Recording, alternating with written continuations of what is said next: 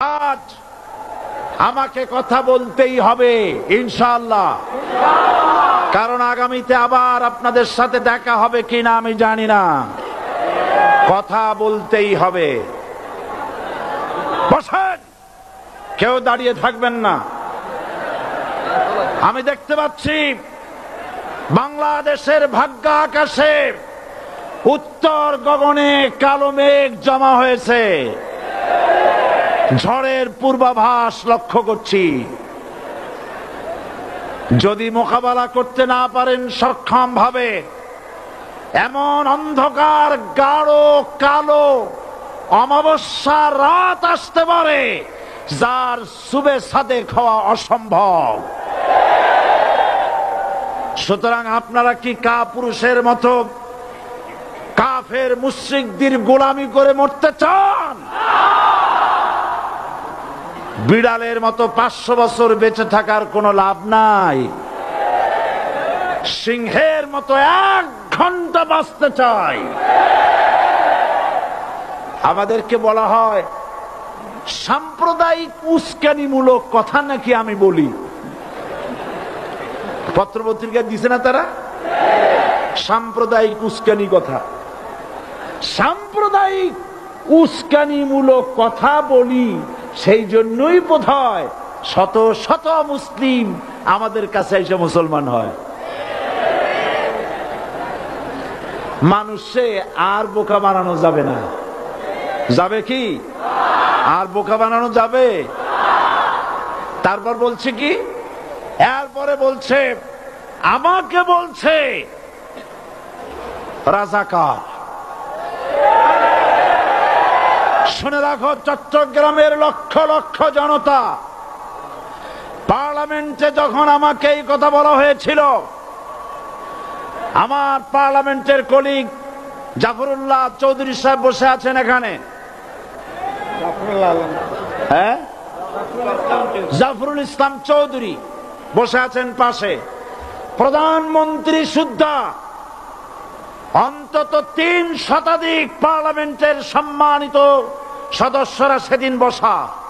1997 সনের বাজেট বক্তৃতা যখন আমি করতেছিলাম, ডক্টর কুদরতে খোদা, নাম রাখছে কুদরতে খোদা, আসলে গজবে খোদা। এ লোকটি নাস্তিক, ইসলামের চূড়ান্ত দুশমন।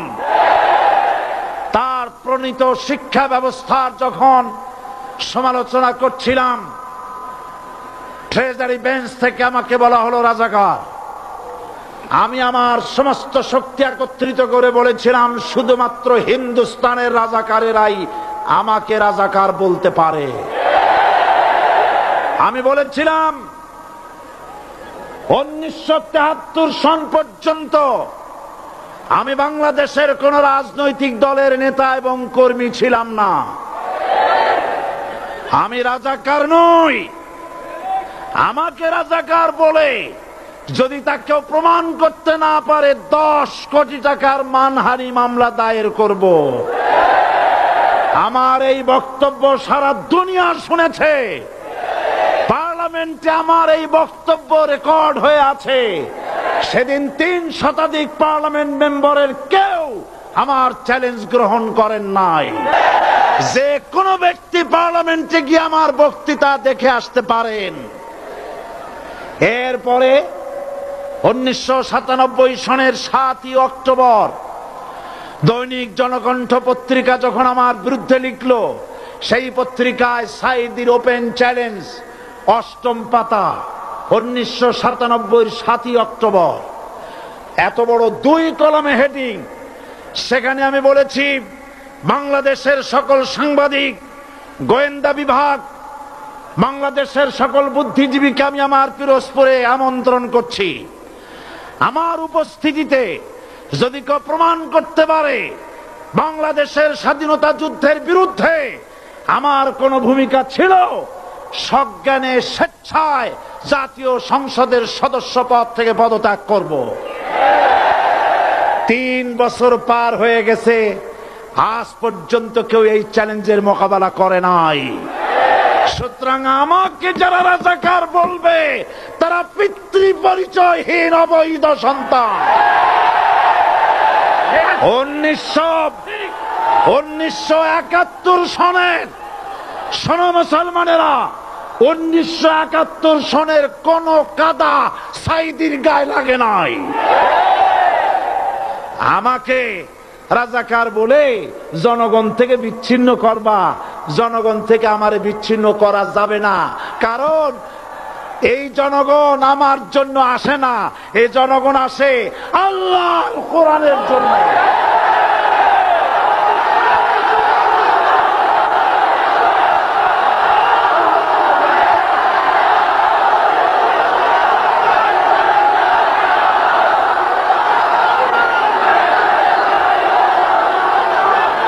আজকে আজ যারা ইসলামের কথা বলে, যারা ইসলামের কথা বলে তারাই রাজাকার, তারাই মৌলবাদী। মৌলবাদী বললে আমরা অসন্তুষ্ট হই না, কারণ মৌলবাদী শব্দটা আসছে মূল থেকে। মৌল শব্দ এসেছে মূল থেকে। মূলবাদী তার মানে যারা মূলে আছে। মূল হলো কোরআন, মূল হলো হাদিস, মূল হলেন আল্লাহ, মূল হলেন আল্লাহ রসুল। আমরা আছি মূলে। এখন বলেন তো মূলের শক্তি বেশি না আগার শক্তি বেশি? আমাদের যারা মৌলবাদী বলে ওরা হলো আগাবাদী। মূলে আছে কত কোটি? 12 কোটি। মূলে আছে কত কোটি? আর আমাদের যারা মৌলবাদী বলে ওই থাকো গাছের আগায়, আমরা মূলে। লাভালাভি বেশি করবা না, 12 কোটিতে গাছের গোড়া আসতে নানা দেবে, মামু বাড়ি দিল্লি গিয়ে পড়বা, বাংলার জমিনে জায়গা হবে না। এ কথা বিশ্বাস করো। বাংলাদেশের মুসলমানদের শরীরে এক বিন্দু রক্ত থাকতে শয়তানের তৈরি করা ধর্মনিরপেক্ষ মতবাদ বাংলার জমিনে কায়েম হতে দেওয়া হবে না, হবে না।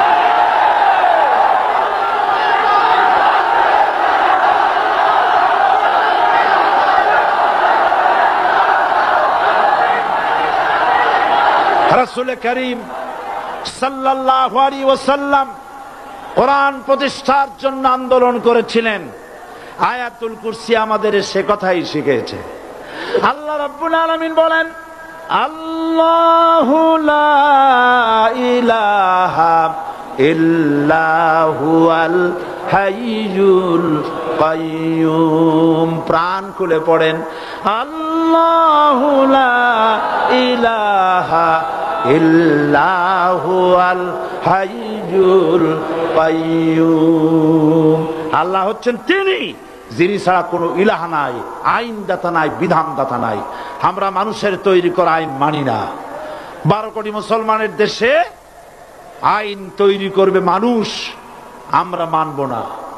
পার্লামেন্টে তৈরি হতে হবে কোরআন দিয়ে, পার্লামেন্টে আইন তৈরি হতে হবে কোরআন দিয়ে।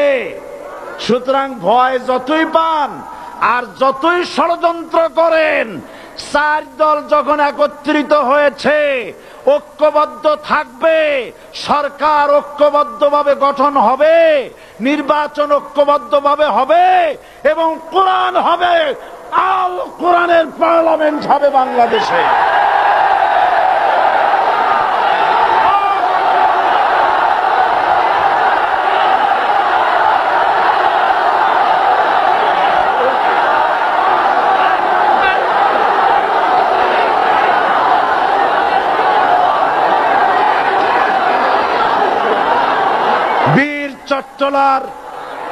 বীর চট্টলার মুসলমানেরা, বীর চট্টলার মুসলমানেরা স্বাধীনতার ঘোষণা, এই চট্টগ্রাম থেকে স্বাধীনতার মহান ঘোষক প্রেসিডেন্ট জিয়াউর রহমান সাহেব দিয়েছিলেন। এই চট্টগ্রাম থেকেই ইসলামী রাষ্ট্রের ঘোষণা হবে।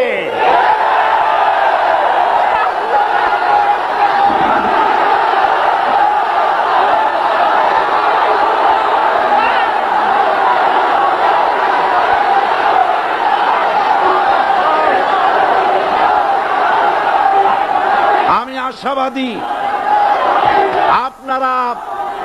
আপনারা অবশ্যই তা পারবেন। আমি 100% বিশ্বাস করি ইনশাআল্লাহ। কারণ যে ষড়যন্ত্রের মোকাবেলা করে স্থানীয় রাজনৈতিক দলের নেতৃবৃন্দ কোরআনের মাহফিল সিনায় এনেছেন, আমি প্রথম দিনই বলেছি চট্টগ্রাম তাফসিরুল কোরআন মাহফিল কোন রাজনৈতিক দলের প্রতিনিধিত্ব করে না। এটা কোন জামাত শিবিরের একক সম্পদ নয়, এটা চট্টগ্রামের মুসলমানদের কলিজার টুকরা তাফসিরের মাহফিল। সুতরাং এই মাহফিল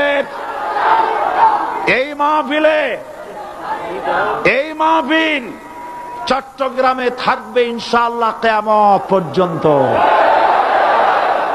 144 ধারা 288 হয়ে গেছে, ষড়যন্ত্র পায় পায় চলে গেছে। আমি ওই সব ছেলেদের বলি, সরকারি দলের ছাত্র হইয়া মুসলমানদের বিপক্ষে যাইও না। এদেশে